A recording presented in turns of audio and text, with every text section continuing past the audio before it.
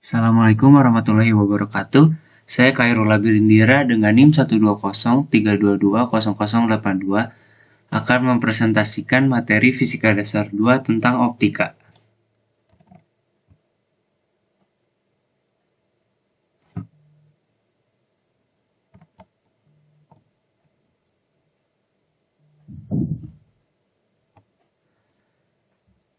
Nah, optika ini membahas tentang sifat-sifat cahaya, interferensi cahaya, hakikat cahaya, dan pemanfaatan sifat-sifat cahaya.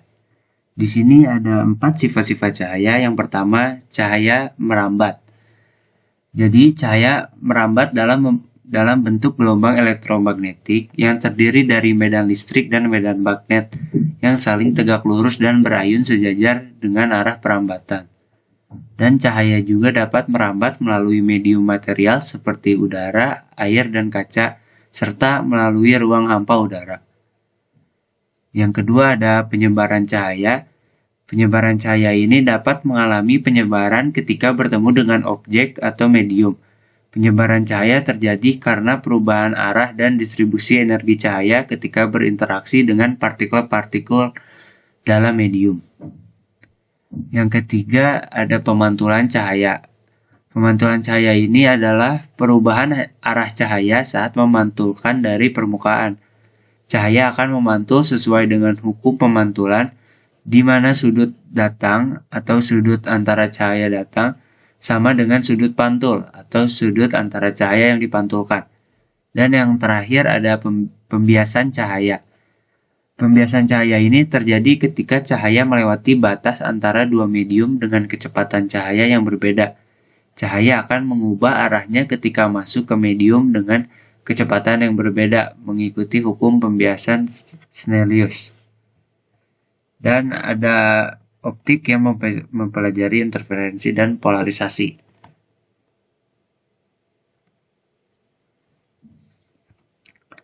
Nah, interferensi cahaya ini adalah fenomena yang terjadi ketika dua gelombang cahaya saling berpadu atau bertemu. Dalam interferensi ada dua jenis utama, yaitu interferensi konstruktif dan interferensi destruktif.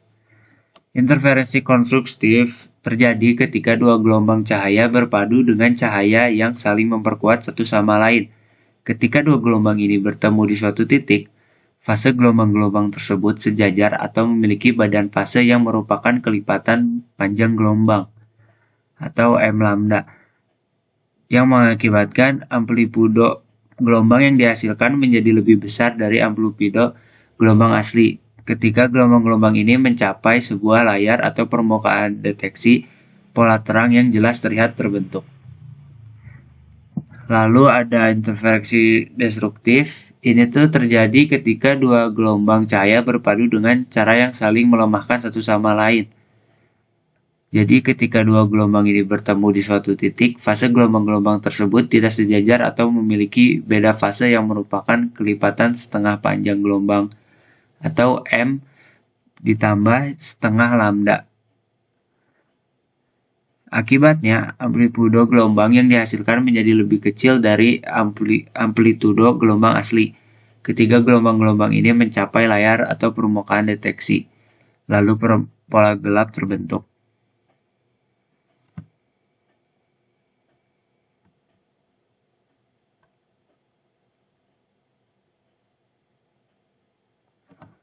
Lalu di sini ada interferensi celah ganda.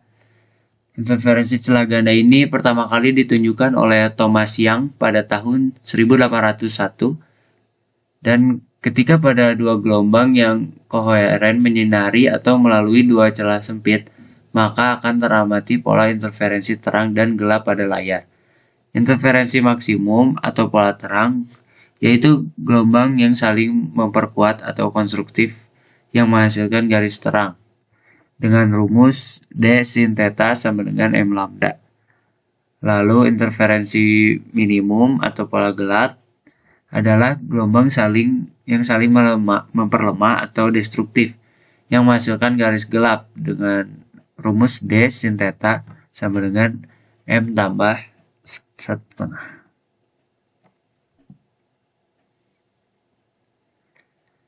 Nah, ketika sampai di bagian tengah layar, kedua cahaya menempuh jarak yang sama sehingga terjadi interferensi konstruktif atau menghasilkan pola terang.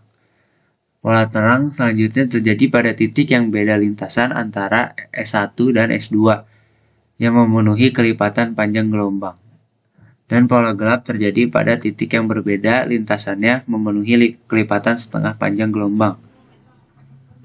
Jadi gambar yang A itu ketika panjang jalan sama dengan gelombang dalam fase dan menjalani konstruktif gangguan di titik P.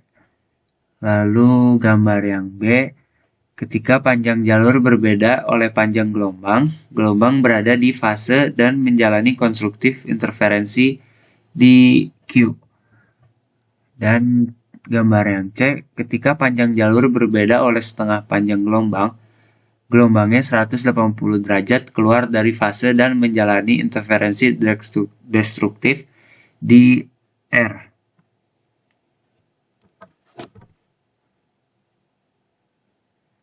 Polarisasi cahaya. Polarisasi cahaya ini adalah peristiwa perubahan arah getar cahaya menjadi hanya satu bidang ketika cahaya melewati polarisator atau polaroid. Polarisasi cahaya dapat terjadi akibat pemantulan, pembiasan, absorpsi, dan hamburan. Dan setelah melewati polarisator, intensitas berkurang setengahnya dengan rumus L1 sama dengan setengah L0. L1 itu intensitas cahaya setelah melewati polarisator dan L0 itu intensitas sumber cahaya.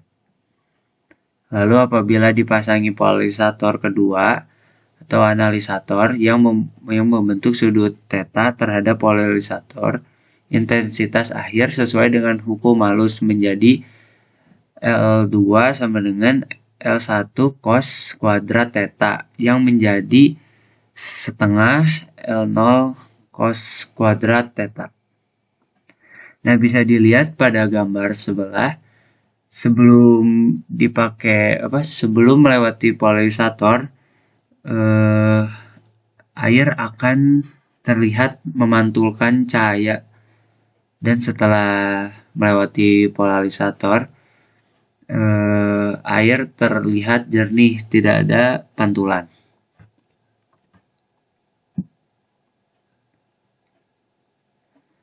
Polarisasi cahaya karena bias kembar atau pembiasan ganda. Polarisasi karena bias kembar ini dapat terjadi apabila cahaya melewati suatu bahan yang mempunyai indeks bias ganda atau lebih dari satu, misalnya pada kristal kalsit. Nah, pada gambar di atas, seberkas cahaya yang jatuh tegak lurus pada permukaan kristal kalsit. Maka cahaya yang keluar akan terurai menjadi dua berkas cahaya, yaitu satu berkas cahaya yang tetap lurus dan berkas cahaya yang dibelokkan. Cahaya yang lurus disebut cahaya biasa, yang memenuhi hukum Snellius dan cahaya ini tidak terpolarisasi.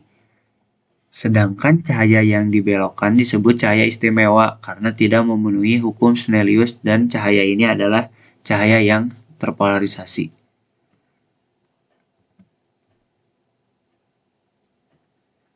Lalu ada polarisasi cahaya karena hamburan. Polarisasi cahaya karena peristiwa hamburan ini dapat terjadi pada peristiwa terhamburnya cahaya matahari oleh partikel-partikel debu di atmosfer yang menyelubungi bumi. Cahaya matahari yang terhambur oleh partikel debu dapat terpolarisasi. Itulah sebabnya pada hari yang cerah, langit kelihatan berwarna biru. Hal itu disebabkan oleh warna cahaya biru dihamburkan paling efektif dibandingkan dengan cahaya-cahaya dengan warna yang lain.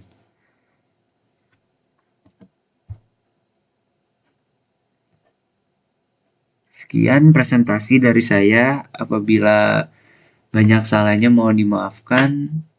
Assalamualaikum warahmatullahi wabarakatuh.